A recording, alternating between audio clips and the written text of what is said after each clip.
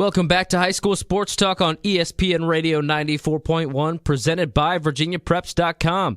Here are your hosts, Matt Hatfield and Coach Ed Young.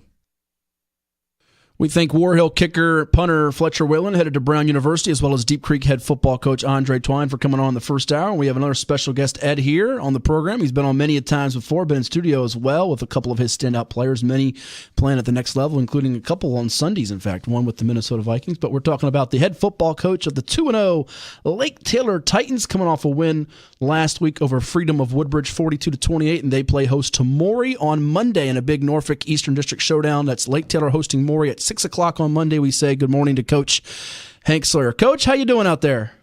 Hey, how you doing? Coach, can you hear us? We're getting some feedback, Coach. Me? You got to turn that radio down. We get to turn the radio down in the background. We're getting some feedback. How you doing, Coach? Okay. Tell us how the week's been. I know it's been restless for you guys as football coaches, sitting there waiting to get back on the football field. How's it going?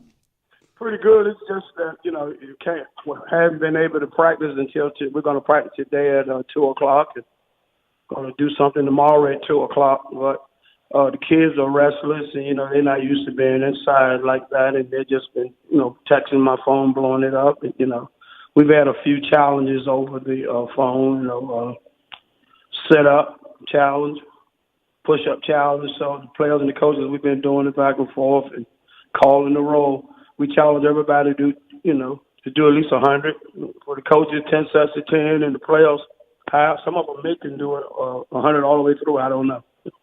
Well, before we get to your key players and next game coming up with Maury, I want to flash back to last Saturday. I was there as you guys put a good win on the board with 42-28 over Freedom, who had defeated you last year pretty soundly. And I know you were glad to see what your team did, over 300 yards of offense in the first half. Your defense was very opportunistic in the second half, and you got it in before the lightning and rain came, which ended up, I think, postponing the rest of the Norfolk State JMU game, and also had weather issues across the area. So you guys got in before the lightning and the storm came. Yeah, a little disappointed. We didn't get to see DeMonte Tucker Dawson and Wayne Davis and Nairi and JT. That Norfolk State, James Madison. I have a lot of kids, about 4 or 5 on each team. So we're a little disappointed not being able to see that game. But it was a really good day for the program and for the kids. Yeah, what you looking at that game now? You chance to watch the film back and sort of digest it. What was the thing you thought really enabled you guys to have the turnaround from last year to this year and put so many points on the board? Well, we went back to the weight room in December before we ever went home for Christmas, and we worked out, in the winter, and we worked out in the spring and the summer. Program was just feeling bad about, especially me. We had the worst loss in the school history of getting beat last year, 58-7, and that sticks with you crawl every day when you wake up, And so we challenge the kids, and the kids challenge us. Let's get better. Hey, Hank, Ed Young here. So many things I got to throw at you. First of all, you've been in the house now, 4 or 5 straight days, and that's right. Okay in the off season, but in season, I imagine your wife is like, you can't find something else to do? Well, I had to help her. We had to, make sure we took care of the house, her furniture and all, So we had to do some things there. So we stayed pretty busy. We talked about, So you probably got a lot of husband stuff out of the way, and now you go back to concentrate on football. That'll be good. That's exactly. Well, first, I want to say, Ed, you were the only one in the area that picked us to win out of all the sports people and, experts. You were the only one that picked us to win last week, and I do appreciate that. I even mentioned that to my coaches and to my wife. Well, I usually get things wrong because I sometimes don't pick smartly, but when I saw that score last year, I said straight up to Matt, there's no way Hank's going through this game if he got to suit up. They're beating Freedom. Freedom's going to come here and figure, is this the same team we crushed last year? I just felt that way. Plus, you guys are good enough. I just knew that can happen. But I appreciate those kind words on it because, I don't know if I'm picking you all the time, but I'm not so sure I've ever picked against Lake Taylor. Matt, I'm sure has it on record somewhere, but I don't think I've ever done that. Remember it, and I know their picks and their predictions, and they're really based off of some things that people feel. Right. As much as I like to talk, you can't talk this game of football. It's just that physicality and those things come in. Sometimes luck comes in. Sometimes it depends on how that ball bounced. You fumble it or intercept it. So it's just a game that you got to play for 48 minutes. Well, and I think you hit on something interesting, Coach. We're talking with Hank Sawyer of the Lake Taylor Titans here on High School Sports Talk, presented by VirginiaPreps.com on ESPN Radio 94.1. I know you're aware of social media. Your kids and a lot of the Lake Taylor community, graduates, people took it to heart last year when they put out a picture, Freedom did, sort of sleeping after they beat you. People were sleeping on them. And I know that fired up your group as you got ready for this game, did it not? Yeah, well, I just found out Monday at practice that we put out a picture, and of course they shared it with me, and I chuckled, and I moved on. But I hadn't even seen the picture from last year. But when I asked at practice why did we do it, after practice they showed me the picture of Freedom, and they kind of just returned the favor. It's all in clean fun, I think.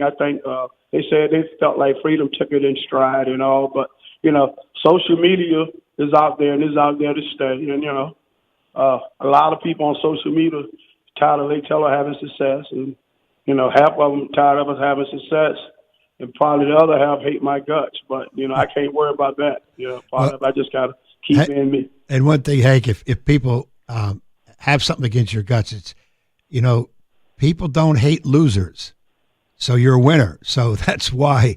I got you. Good point. Yeah, and you can't really worry about that. I've learned that long ago because that's just the way it is. You deal with your team.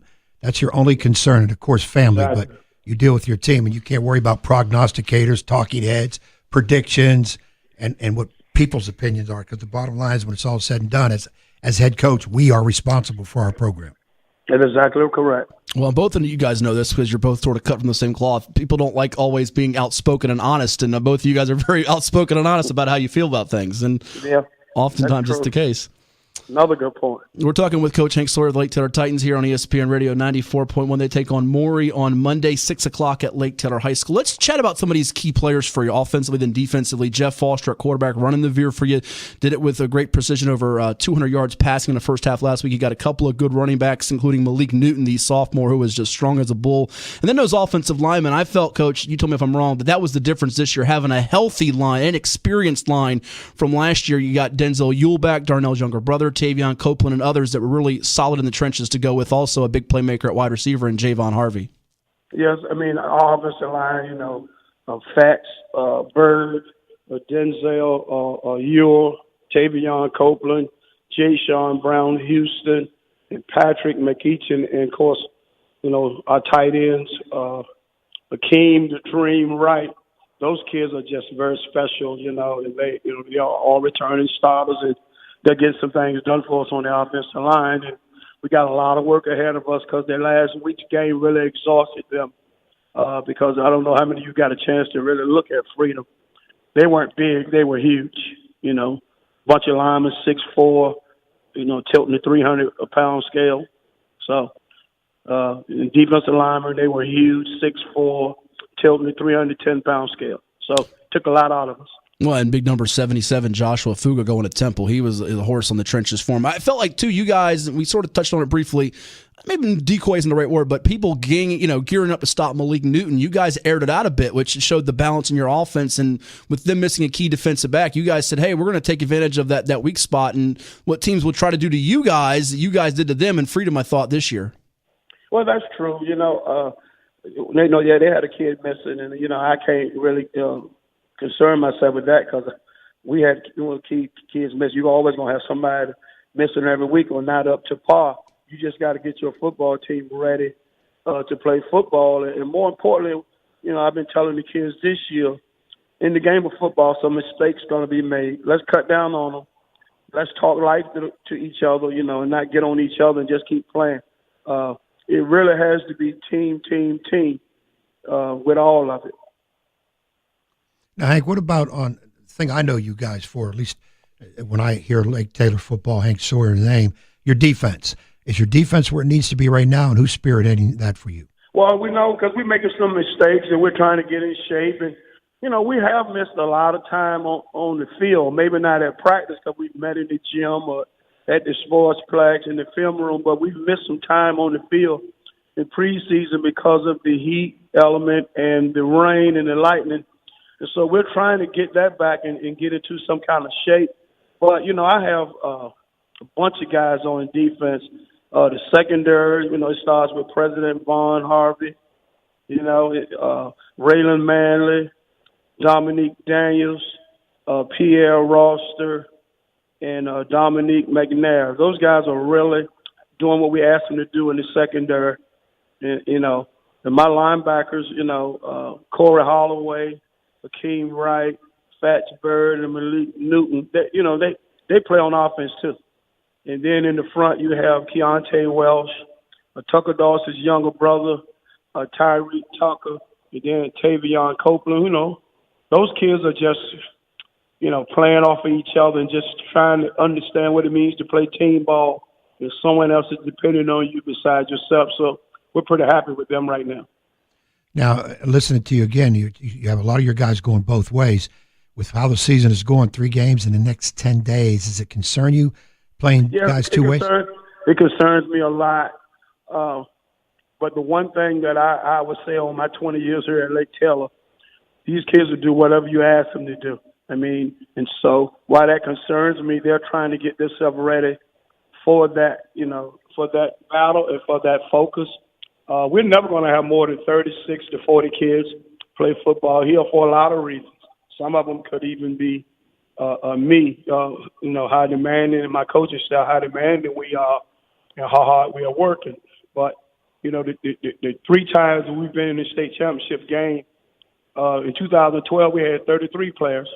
In 2015 we had 35, and then we were back to 33 when we lost to in overtime in 2015. So we've never had a whole lot of players. We've always had a lot of kids play both ways. We just got to embrace that, accept it, and keep moving. Well, and I think if people are listening to you, Hank, the key, what you just said, you were in the state championship game those years. So you may be pushing kids hard and getting it done, but your results are there. So for people that say, well, coach, you need to lighten up or whatever, no, we need to get to the championship game, and that's the path that gets you there. So no hater on this end. Now, the matchup with Maury, what are you looking at? Is there any key thing in there? With this weather situation, does that make any difference? No, it's not going to make any. The Maury's a really good football team, and they're really, they're ready for us, and we got to get ready. And they have a great passing game, running game, kicking game, special teams. Their coaching staff will let that they're pushing their kids and they're ready, and we got to get ready and get ready to play the game. I have no control when they say the game is. It's up to try to have the kids prepared, and I know that's what they're doing. Well, it should be a fun one on Monday as Maury visits Lake Taylor at 6 o'clock. I know a big turnout expected there in Norfolk for the Eastern District Showdown with the undefeated Titans and the unbeaten Commodores. Before we let you go, we thank you for your time this morning, Coach. Any update on the games beyond that? I know you're supposed to play Norview after that. It looks like Friday and Phoebus the following Thursday. Will those get moved, or what's the update there? It's Norview's home game, so I don't know if they'll move it. Okay. It's Phoebus' home game on that Thursday. I don't know if they'll move it. The one thing, I'm going to get ready to play whoever they say. But I must say, we act like we care about young people, and then we go out and put them in predicaments where it's someone borderline unsafe, But we'll be there and we'll do that, And true, both teams have to play within those games and those days or whatever. But, I'm concerned about, my season in playing 3 games, in a short period of time. So, but, and to say I would be telling a lie. But we're going to get our guys ready. We have to do more on the pregame day than we normally do. But I'm hoping that, maybe some of those games will be moved back to other days. But, both of those are away games after this one, so I have no say-so over what those teams are going to do. And I do know coaches, I know strategy come in. Well, let's play them while they're a little sore and they just played. And I understand that. And that's not a bad conversation for coaches. It's just a reality. Hank, let me ask you this. Are you consulted at all in terms of these, makeups and viewpoints, even though we know that principals and AD usually make final decision, but are you consulted at all? Yeah, I'm consulted, and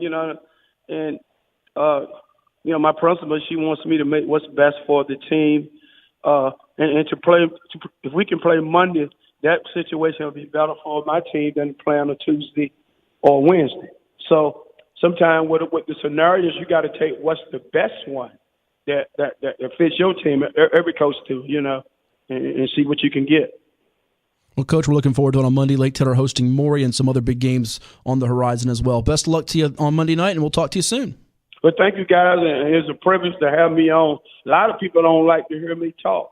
I'm not even sure my wife liked to hear me talk, but I had another opportunity to talk today, so you guys have made my day. Well, you're always welcome on this program. Yeah, thanks so much, Coach. Anytime, Hank. We'd love hearing you. All righty. Take it easy. That is the one and only Hank Sawyer, head football coach of the Lake Taylor Titans. I tell you what, I won't say he's a football equivalent of you basketball, but both of you guys are brutally honest. Some people don't like it. I, on the other hand, like it because instead of getting cliches, we're going to take it one game at a time. This, that. You guys will tell you what they're going to tell it like it is, and you're going to tell you what we think. So we don't have to guess what you're thinking. I just wish I could get to the state championship as much as Hank does. As much as Hank does. Only thing he and his wife, I think, if he's able to get one this year, that'll be like 6 rings, right? 3 apiece for those two. It's a championship. And I don't think either one of them slowing down because she's got a good basketball team going back, and his football team is still very young. So I'm surprised that. They don't fight more. Can you imagine Hank in the middle of football season? He's home, 4 days, no practices. I forgot to ask him, is there any video of him doing the push-ups? I think she's his assistant defensive coordinator, and he's her assistant defensive coordinator. I think that's how it works. No, during basketball season, Hank makes suggestions from the upper deck. She does not want him too close to that bench. When we come back, we're scheduled to talk with Ivan Maisel of ESPN, some college football. Hopefully that's coming your way next on ESPN Radio 94.1. Welcome back to High School Sports Talk on ESPN Radio 94.1, presented by VirginiaPreps.com. Here are your hosts, Matt Hatfield and Coach Ed Young. And at this time, we have a special guest on the line. He's a senior writer for ESPN covering college football, where he's been since 2002, one of the best in the business. We say good morning to Ivan Maisel. Ivan, thanks for joining us this morning. Where are you at today? I'm out in California. Okay. You covering a game or just watching from the offices? I'm not covering a game. I am at Sony Stadium. Okay. Right in front of the TV. Not a bad place to be. There's always plenty of games with conference championship implications and impact on the college football playoff race. So with that in mind, which matchup are you most intrigued by today and why? I think LSU Auburn, just because it's a SEC West rivalry, and it'll be the first sense we get of just how good these two teams are. And that's really, to me, what week 3 is teams have scraped off the rust, and you get a real sense of just how good they are. TCU, Ohio State, Boise State, Oklahoma State, all 4 teams are ranked and with high expectations, and that's today we begin to find out just how good they are. Hey, Ivan, this is Ed Young on here, and again, we appreciate you coming on. Is there a storyline or two that you're looking at in the games you mentioned? To me, that the big one I'm looking at is Ohio State ball game with their opportunity today with TCU. Is there anything that really grabs you? Well, sure, Ed. TCU and Gary Patterson have such a good reputation for playing well in big games and playing well defensively in big games. And Ohio State's offense the first 2 weeks has been spectacular, not against great competition. So now, the competition is there. The stakes are high. They're playing at Jerry World. Game day is on the TCU campus this morning. I mean, there's a lot of attention. And, here is where we see just how good TCU is, how good the Big 12 is. We get a sense of how well Ohio State will weather Urban Meyer's absence on game day. There's a lot of intriguing storylines about the entire game. Ivan, I felt like even in a couple of these big marquee games to start this season, teams that suffered losses close, though they might not necessarily be in the college football playoff hunt to the end. Take the first week with Washington losing a tight one to Auburn. They have Utah on tap. Texas A&M pushing Clemson to the limit showed that really that there might be more of a less of that gap, I should say, at the top where everybody's sort of figuring it's Alabama, it's Clemson, it's maybe an Ohio State and everybody else. Do you get that sense as well that we could be having a little bit more of a tighter race to that playoff when we get to November? Well, hope springs eternal for that. I mean, everybody wants more teams at the top, and we all get tired of the Yankees, the Celtics, the Lakers, the Warriors. We get tired of the great championship programs that win year after year. So Alabama and Clemson have played in the postseason the last 3 years, and we're all tired of that. We're all hoping somebody else steps up. I'm not quite as confident as you are that somebody is going to, Okay. but it's early. I mean, that's the beauty of it. And college football is the only sport where we have we talk about the first 2 or 3 weeks of the season in terms of what they mean for the end of the season. We don't do that in any other sport, and it's a lot of fun, but it can drive you nuts trying to figure that out. I'm an underlying story I'm looking at. It's not big yet, but a couple more wins by this guy with his program, I think it'll start making a little bit of headlines, and that's Herm Edwards at Arizona State. They're 2-0. Yeah. They're going to San Diego State tonight. It's a game they can win. They're in the Pac-12, which is not overly dominating. I think they can get some wins. When he got hired, a lot of people are like, wait a minute, he hasn't coached college ball in many years, let alone coach. Been announcing that, and he's a raw guy, but he knows his stuff, and he'd be a heck of a recruiter. So, any thoughts by you on this situation? Yeah, Ed, that's a great point, especially about the game tonight. San Diego State and Rocky Long, they're a good team, and it's a good program. Beat Stanford last year. Always able to run the ball and run it effectively. Not fancy, they just play good, solid football. So it's a good test for Arizona State on the road, and especially now that they've had a little bit of success. How well can they maintain their focus? Can they take San Diego State seriously? Because it's not a Power 5 team. So it's a real test of his ability to keep his players motivated and to see if they can maintain their focus. But they have absolutely certainly surprised me. I think they've surprised a lot of people. We're chatting with Ivan Maisel of ESPN, college football analyst, 12 months a year on ESPN.com, co-host of the Campus Conversation podcast and editor-at-large of ESPN College Football 150 here on ESPN Radio 94.1. And Ed hit on a guy, Ivan, that could be a National Coach of the Year candidate, and Herm Edwards, especially if Arizona State is to keep it up. We like to do our Heisman pick at the start of the year. Ed took Jake Fromm, the quarterback from Georgia. I took running back Jonathan Taylor from Wisconsin. What do you say right now? Is there a front runner in the Heisman race? Well, I'm picking Ed Oliver at Houston. Ooh, okay. I think he is that talented and a unique player, and I think he's got enough of a head start in the public mind that if he continues to dominate defensive line play, we all expect him to be the first player drafted, and I just feel like with that kind of base from which to start in terms of being in the voters' minds, he's just a terrific player. I think people may look for something different. So I'm sticking with him, at least until I see otherwise. I concur with you. I like that pick with Oliver, but it just seems that, when it go Heisman, it's a quarterback, running back, guys that put numbers, guys that are on teams that are, flashy. Houston's not flashy. Not so sure about numbers. I think the last defensive guy was Charles Woodson, late 90s. Sure. You think some voters are afraid to say, hey, Ed Oliver is the best college football player, I'm voting for him for Heisman? Or, your take on the voting process, I guess. Well, the voting process for the Heisman is not very effective. There's too many voters. There's over 900, and I'm just not convinced that all 900 are paying the same amount of attention. But I've been voting for over 30 years, and I only get it right about half the time in terms of who actually wins and who I vote for. So I may not be the best source, but your point is right. I mean, people look at stats and they look at on-field success, I think, more than they used to. And Houston is not going to have that level of success. If we get a quarterback who takes his team to the playoff, like Dwayne Haskins at Ohio State or Tua Tagovailoa at Alabama, they're going to be tough to beat for the Heisman. However, the plaque on the guy, the little bronze stiff arm guy, says the most outstanding player in college football, and I have a sneaking feeling that's still going to be Oliver. Other thing I got to ask, Ivan, I'm a big Notre Dame fan. I always have been.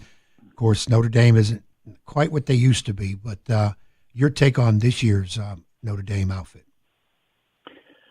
Well, they're better. I think that win against Michigan is going to hold up really well. And the schedule for Notre Dame is unusually front-loaded. And it's not just because of what they've got with the ACC games, but the fact that Stanford comes in to South Bend at the end of this month, and then the following week, the Irish have to go to Virginia Tech, which is always a tough place to play. In fact, the week before Stanford, they go to Wake Forest, and as we saw Thursday night, Wake Forest is a very good team. So, it's a tough schedule for Notre Dame, but they've got a lot of talent. The defense looks as good as any defense Brian Kelly has had since the 2012 Manti Te'o team that got to the national championship game. So I think they're better. I still don't think they are at quite the level of the Alabama, Clemson, Oklahoma, Ohio State group. Couple more minutes here with Ivan Maisel. He's a college football reporter for ESPN. You can follow him on Twitter at Ivan_Maisel, Maisel, here on ESPN Radio 94.1. And Ivan, you hit on Virginia Tech as an upcoming matchup for Notre Dame, and we are in Virginia, so I have to ask you about the Hokies. They have Old Dominion next, they have Duke, and then it could be that ABC ESPN primetime showdown October the 6th in Blacksburg when the Hokies welcome in Notre Dame. Can the Hokies be a fly in the ointment and dare say give Clemson a run for their money for the ACC title? Yeah, I mean, I think they are, once again, they're not picked to be at the top of the Coastal, but, I was really impressed with them in the opening week. I mean, I thought that was a great start against Florida State. Florida State may not be very good, but we didn't know that at the time, and Virginia Tech clearly prepared well. They played remarkably crisp football for opening week. I think the biggest issue for them is I'm a believer that you need to play good competition early, and we don't know how good Florida State was, and the schedule is just not very competitive until they get to Duke, at the end of this month. So not playing this week's not going to help at all, but I'm bullish on them, and I was really impressed with their play the first week. I would like to get your take on this, too. A lot of talk early in the year, actually before the season starts, best conference. Everybody wants to see SEC, Big Ten getting a lot of it, and pretty much everybody else is fighting for third. Who do you see, and when you say a conference is best, are you going from top to bottom, or are you looking at maybe the top five, upper half of a conference? Your thoughts on that? Yeah, that's the eternal question with no right answer. I'm kind of the the 1 to 14. How good are you? How deep do you go? I like that school of thought, and in that sense, I lean towards the Big Ten because of the Big Ten East. You've got 4 really good teams. Ohio State, Michigan, Penn State, Michigan State. And on the West, Wisconsin is as good as there is. Northwestern has started out. Northwestern's always consistently good. We expect Nebraska to be better with Scott Frost. Iowa's dependable. I mean, I just think there aren't very many off weeks in that league, and in the SEC, there's a bit of transition. I mean, the quarterback play in the SEC is the best it's been probably since 2012. In the West is as salty as ever, but the SEC East after Georgia, there's Kentucky. It might be South Carolina, which Georgia spanked last week, but everybody else is in transition. And until Florida and Tennessee get their game back together, I think that's why I lean towards the Big Ten. Another question I got to ask, Ivan. You've been around a while. You know your stuff. You've been really great with college football. Anything, if you were the czar of college football, any changes you'd like to see made, whether it be on the field, off the field, anything that comes to your mind? The two things, Ed, to me that I wish they would change, and one is more practical than the other. There's got to be a way to shorten the games. A 3.5-hour game, nobody likes. And I don't know whether that's doing what we saw at the World Cup and what we're seeing with golf now, and keeping the game going and putting an ad on half the screen, whether that would help.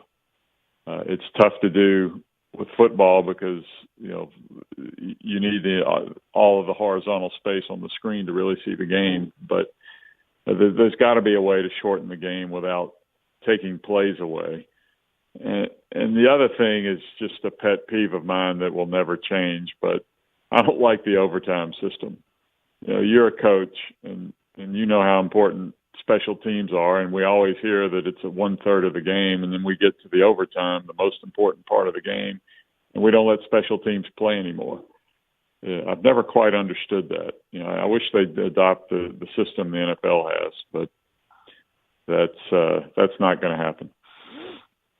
Well, we thank you so much for the time this morning. Again, Ivan Maisel, senior writer for ESPN, one of the best in the business. You can follow him on Twitter, too, at Ivan_Maisel, Maisel. Ivan, again, thanks. Enjoy your college football weekend, and we look forward to chatting with you down the road. Thanks for having me. Absolutely. Thanks, Ivan.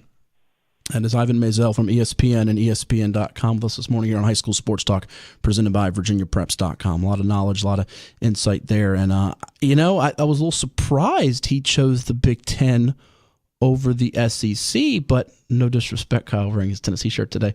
He makes a good point. The SEC East, if you were to make it by division, the SEC West would match up with the Big Ten, either of its two divisions. But the SEC East, really, when you get that championship game, whoever wins that, Auburn, Alabama, or you could throw in if it's an Arkansas, Ole Miss, but generally it's Auburn, Alabama, LSU, those three.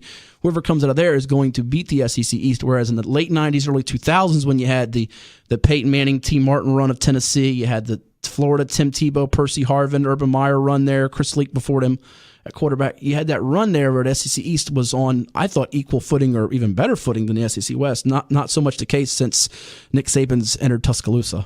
Yeah, me personally, and I'm not real big on who's best conference. It doesn't really matter to me.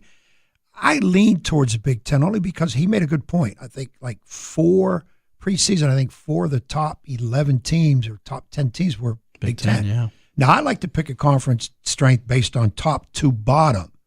I'm not talking just the 4 or 5 teams up top, because the SEC, you got Alabama. I mean, right now they're head and shoulders above so many teams. So much so. Yeah, so you could look at them. But I just think you look at that Big Ten, top to bottom, I think they're a little bit better than the SEC. But, year in and year out, usually the SEC is the best. Well, it doesn't help too much that Northwestern loses to Duke and Purdue loses to Eastern Michigan. Yeah, that hurt. And you got people like Rutgers. Hurts. Now Maryland's been up and down. Yeah, Maryland is a lot okay. Of stuff going on. Yeah. Beat Texas. Right, beat Texas. But then again, how much strength?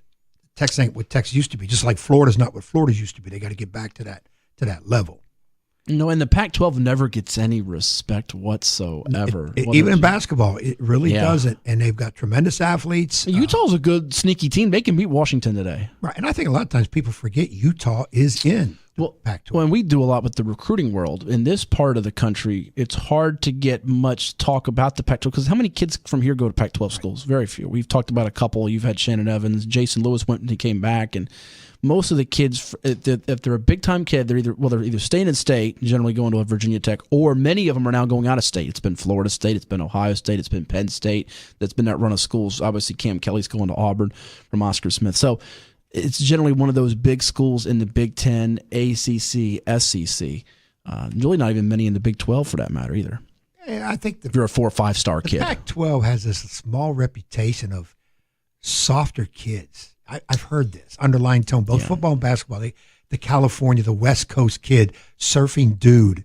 I don't see a lot of them Pac-12 guys surfing.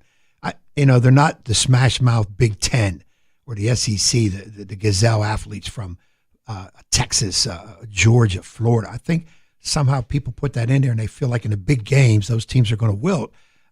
Southern Cal has a heck of a tradition. Stanford would remind me of a team that could play in the Big Ten the way they play. Always have outstanding line play. And here comes Arizona State with Herm Edwards, starting to maybe climb up the ladder. Yeah, that's, I think, as you hit on a great point with him, that's a storyline to watch here with Arizona State. Herm Edwards, if he gets to like 5-0, 6-0, can you imagine? He's definitely in the National Coach of the Year conversation because he's so well liked. Yes, so well liked, people are going to gravitate towards him, and he's doing a great job so far. Let's see how long that continues. Can they sustain it? One more segment on this edition of High School Sports Talk presented by VirginiaPreps.com. Give us a call at 757-687-9494. Hit us up at 757-687-9494 or on Twitter anytime, day or night. HS Sports Talk 941. We'll tell you about a new program coming to the airwaves on ESPN Radio 94.1 starting next week, and we'll go through some upcoming games. A lot to do on Ed Young's favorite, and we do mean favorite, radio station. What is it? ESPN Radio 94.1. Welcome back to High School Sports Talk on ESPN Radio 94.1, presented by VirginiaPreps.com. Here are your hosts, Matt Hatfield and Coach Ed Young. Good job by you, Kyle. You found Ed Young and Ivan Maisel's jam. I don't know about Ivan. Well, it's definitely your jam. I don't know about Ivan's. And you're mesmerized by what you see on College Game Day. Lee Corso with the WWE Championship belt. Who's the wrestler guy with him? I have no idea who that is. Roman Reigns, the champ. He's the Never champ. heard I don't of know him. what belt Lee Corso's holding on. It's Lee Corso. He's holding the not so fast, my friend belt. Roman is picking games on. I see that. On the college. But we don't want to tell everybody that because then they'll turn the radio off and watch TV. Want them to listen to us. So we better downplay that a little bit. We'll pick games, too, on Sports Talk Plus. Right. You watch Sports Talk Plus and High School Sports Talk Plus. If you can't get enough of us on High School Sports Talk Plus, Ed and I go through the high school football, high school sports, high school basketball scene. We do it pretty much weekly during the football season, once or twice a month during the basketball season and off season. And then we do Sports Talk Plus, where we chime in on what's happening in pro and college sports, mix in what's happening with some of the local athletes from here. And we'll tell you more about the new show coming up here in a second. But Hampton Roads was pretty lucky, Ed, with respect to Hurricane Florence. Our friends in North Carolina and South Carolina, however, were not as fortunate. Join ESPN Radio 94.1 Operation Blessing International, 13 News Now, and Haynes for our hurricane relief effort this coming Monday, 10 a.m. to 6 p.m. at Haynes Furniture on Virginia Beach Boulevard between Wichita and Newtown Roads. We'll be on site with a tractor trailer collecting supplies that can assist those in need as the recovery effort from Hurricane Florence gets underway. We'll take donations of any kind to help our neighbors down in the Carolinas. It's all happening this Monday, 10 a.m. to 6 p.m. at Haynes on Virginia Beach Boulevard from ESPN Radio 94.1. Ed may make a pit stop there on Monday. Do you have school Monday? You do have school Monday. Oh, yeah, we got school Monday. You never know. So, anyhow, phone lines are open at 757-687-9494. You can hit us up on Twitter, too, at HS Sports Talk 941. We do have one big rescheduling game update for you out there. Just got the text from Ocean Lakes football coach Joe Jones, good friend of the program as well, that their game, Ocean Lakes, will be hosting Salem on Wednesday night at 6 o'clock. That's an undefeated beach showdown on Wednesday night this coming Wednesday, 6 o'clock. Ocean Lakes 3-0, taking on Salem 3-0. Going up to Ocean Lakes High School in Virginia Beach, and I'm thinking other Beach District games will be happening on Wednesday too. I don't know that for sure, but we do know Ocean Lakes and Salem is set for Wednesday, according to Coach Jones. So it's a chance for folks, Ed, to see some high school football almost every night of the week this week with Monday, Tuesday, Wednesday makeups, and you would imagine there will still be games on Thursday and Friday as well as next Saturday across the area. To see how this works out because football, basketball, baseball. You can play games back-to-back. Football, you're going to need some time in between. So it's going to be interesting to see how they get this because probably the headline of this season has been weather for football. Heat, rain and lightning, and now hurricane. Yeah, and we want to get to some of the games on the field that are happening around the area. We'll tell you about that in a moment. But new show is starting on Monday.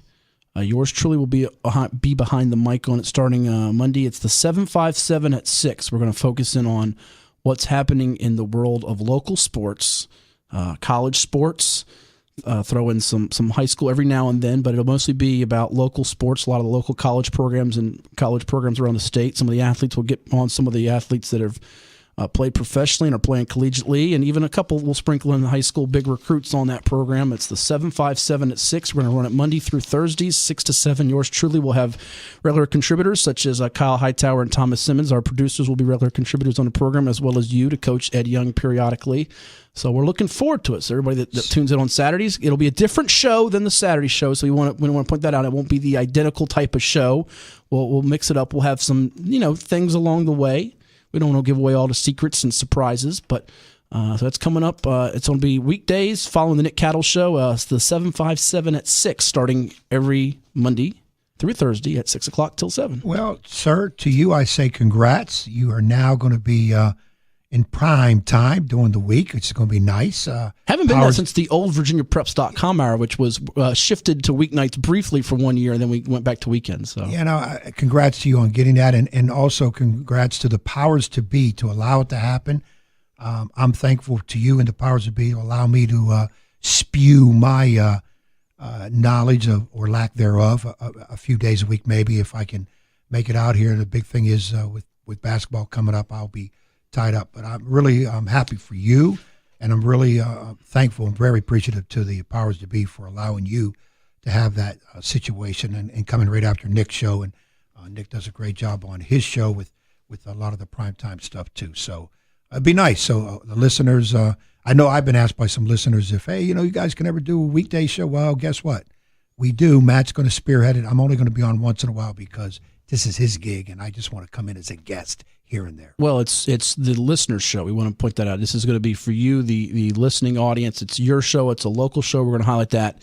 Granted that you guys don't have control of the show, but we want to hear from you all. We want it to be interactive. We want it to be opinionated, analysis, interviews, a lot of things to give you that local sports that appetite you have for it. We want to satisfy that craving for it. So if you're heading to an Old Dominion game, maybe on a weeknight, we'll give you a little ODU spot. We'll give you some Virginia Tech, some UVA, sprinkling high school every now and then. And Thursday should be fun with a lot of the football predictions. I know I'm going to get asked this. What are you going to take calls? Absolutely, take calls. Absolutely. All right, there it is. We will take calls. Ask me that, we want to hear anything you want. A lot of passion. We want to bring some passion, keep the bucket full weeknights. So you got a minute to hop in here at 757-687-9494. Let's tell you about some real quickly, a couple of key matchups. We told you about Ocean Lakes and Salem was on Wednesday. We've got coming up on Monday, Lake Taylor and Maury. You've got coming up on Tuesday. We mentioned Nansman River Lakeland is among the games. Deep Creek Western Branch is among the games. We're still waiting on some of the Peninsula and Bay Rivers games to be reset. Again, that Phoebus Woodside game was supposed to be the big showdown this past week. And remember now, this is the tricky part too with Phoebus and Hampton and the Peninsula schools, Newport News, Hampton. There's 2 stadiums there. So unlike the high schools where you have at 5, 6, 7, 8 different fields. Everybody has a field. They're all playing at Darling and all at Todd. And in the Bay Rivers case, you have some teams with stadiums like Smithfield's got their own, but a lot of them are playing either at Warner Stadium or Bailey Field. So the days, I think, will be a little more spread out. So they won't all play on some of the same nights that we would see from the Eastern, the Southeastern, and the Beach District schools, if you follow that. Yeah, I mean, that's a big thing for the Peninsula. Is, you don't have the 2 stadiums. So you got to try to get all those games in there. And then you playing 2 games like on the weekends and that stadium that turf takes a beating. So it's going to be interesting. We just got to hope the weather cooperates. Stay away from rain. And can I make a prediction? We will not have. No, don't do this. Don't cut his mic off, Kyle. He's about to make another crazy prediction. Don't do this. I was just going to say we will not have any snow. Don't stop with the snow. Every time you say it's not going to snow, I get 2 feet of snow. In October, November, we will not have any. Well, of course, you're going to say it now. I'm worried about snow in January with my basketball class. Okay, we're not going to have a hurricane the rest of the season. Well, you be careful. Be careful with that because there's a couple of systems in the tropics there. Be careful. Why don't you wait till November to say that when hurricane season's over? No, it's too easy. Jeez. People want to know my predictions when it's yes, on the edge of your seat. Football games. We don't care about weather predictions from you. Leave your strong opinions. I wonder if I can get a gig on either 13 or Channel. No, they don't want you. Do the weather a little bit. No, that would go bad. Yes, meteorologist. No, they don't want that. They want you with anything that looks like a weather board. You'd be doing coaching diagrams. I want to point to this system here. No, and over here we're going to have weather over here, and then bad idea. I want to do that. You've had good ideas. That's not one of them.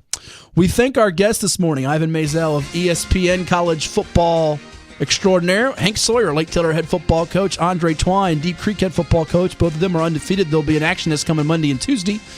And we also thank Fletcher Whalen, War Hill kicker and punter, headed to Brown University. And as you said earlier, what can Brown do for you? That went completely over his head when you asked him that, by the way. Haven't seen that commercial. No, it was a great commercial. We thank Kyle Hightower for pinch hitting today. Thank you so much, Kyle. Thanks, Kyle. Filling in for Thomas, and we'll do it again next Saturday, the 22nd of September. Enjoy your football weekend on your home for football and all sports. What is it? ESPN Radio 94.1.